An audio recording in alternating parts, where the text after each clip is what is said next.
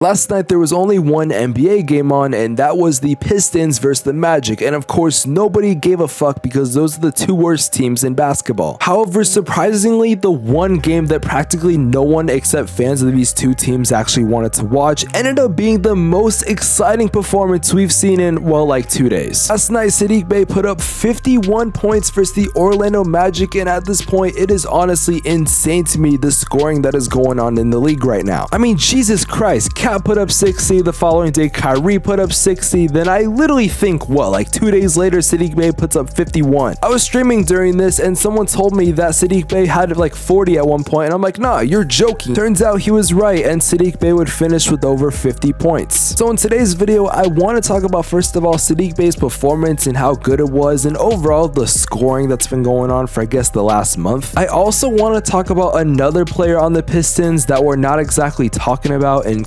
Cunningham, and overall just kind of discuss the Detroit Pistons and their future because I never really talk about them on this channel. I mean, now that I think about it, I've never made a Detroit Pistons video on my channel. Now, of course, before I get into the content, if you guys could leave a like on this video and subscribe to the channel if you're new and notifications on. I'm trying to hit 100,000 subscribers on this channel by the end of the year, and your subscription would be greatly appreciated. And finally, I'm going to be streaming live on Twitch, twitch.tv/Spex. If you want to know when I'm going live or just updates about the YouTube videos or whatever I'm doing, make sure you do join the Discord. The link for that will be in the pinned comment. And with all that being said, let's get into the video.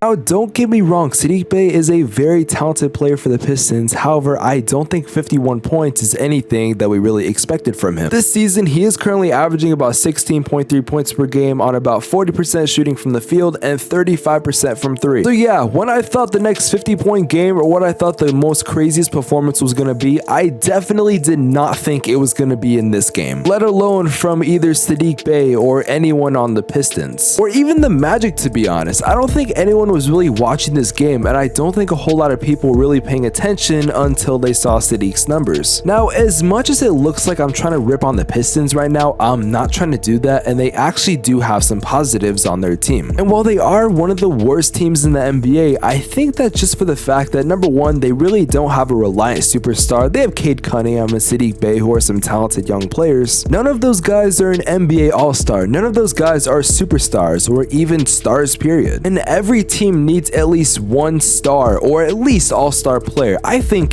Cunningham could end up being that, but he's just not that yet. I think if they could develop those two guys and other guys like Killian Hayes, even a guy like Marvin Bagley, who a lot of people thought was the biggest bust in NBA history. I mean, even having guys like Jereme Grant and Luke Garza and Hamou Diallo are definitely some underrated players. Of course, next season, I don't expect the Pistons to go from where they're at now to a playoff team, but I think they could improve. Now, during the beginning of the season, a player that was the #1 overall pick that a lot of people saw struggling was Cunningham. He's actually been doing a lot better recently, currently averaging about 17 points per game and about 6 and 6 while shooting 40% from the field. I would like to remind you guys he wasn't in the game versus the Magic, which obviously that's the game that Saddiq Bey scored 51 points, so maybe that's one of the reasons why Saddiq did go off, but might I digress. Now, while I think a lot of people was picking Cunningham as the early favorite for Rookie of the Year, and I mean, he was the #1 pick, with the way guys like Scotty Barnes and Evan Mobley and even Jalen Green have been playing, I just don't see Cunningham winning it. On top of that, there was that big period at the beginning of the year where he was struggling and he was looking like a really bad rookie, so I think that's why he's not going to win Rookie of the Year. Personally, my choice has been Scotty Barnes for the longest time. I just think he's been playing like the best rookie. However, if Cunningham was somehow able to snag the Rookie of the Year award, it would not surprise me. I mean, before Cunningham, I wasn't really paying attention to the Detroit Pistons at all because, I mean, obviously they were one of the worst teams in the NBA. But I gotta say, even though they are still statistically one of the worst teams in the NBA and record-wise, a guy like Cunningham is making it a lot more fun to watch them. And whenever I make these videos where I talk about teams or certain players, a lot of fans of that team, so in this example, the Detroit Pistons fans, a lot of them get mad when I don't make segments for every single player on their team, and realistically, I could name you a lot of players on the Pistons. However, I don't want to stretch the time for ad revenue and stuff like that and just waste your guys' time a lot more. Realistically, I could make a video talking about every player and giving them their own segment, but the video would be like 20 minutes. And on most teams, there really are only 3 players max, maybe 4 that I would want to talk about just for that team. It's not to say the other players aren't good, it's just the fact that I'm trying to make a video flow and keep moving, and I'm trying to stay on point. So while I have talked about Saddiq Bey and